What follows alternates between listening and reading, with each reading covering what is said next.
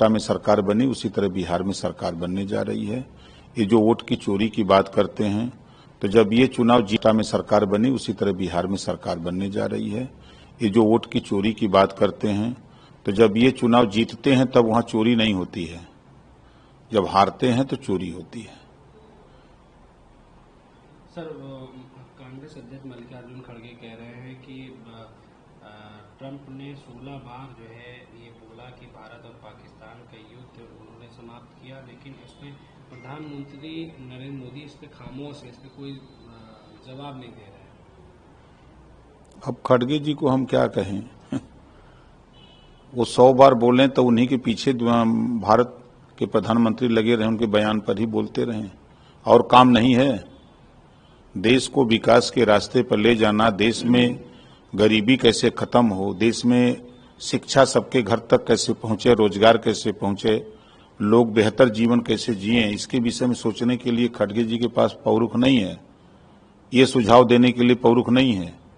जब सरकार उनकी थी कांग्रेस की और आज की सरकार में तुलना कर लें, शिक्षा का स्तर कितना बढ़ा है, ये ज्ञान नहीं है। धरातल पे तो जाना नहीं है, हेलीकॉप्टर में बैठना है, जहाज में बैठना है, फिर भाषण देना है, फिर अंदर हो जाना है कमरे में।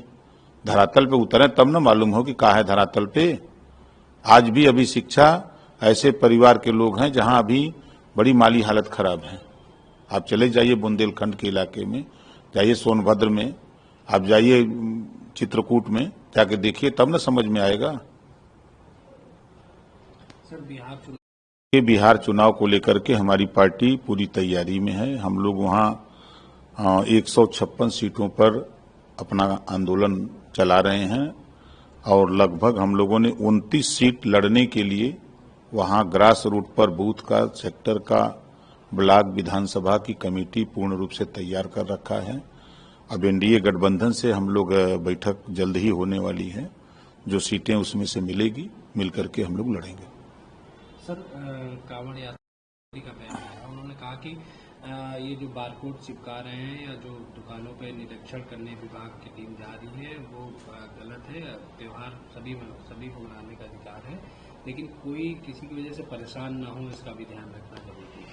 नहीं, उन्होंने सही कहा है कि किसी को परेशान न किया जाए, और त्योहार किसी भी जाति धर्म का हो, सबको अपना अधिकार है। संविधान में बाबा साहब डॉक्टर अम्बेडकर जी ने यही तो अच्छी व्यवस्था बनाई है कि सबको अपना अधिकार है, तो सब लोग अपना करें और अधिकारी किसी को परेशान न करें, ये तो अच्छी बात कह रहे हैं।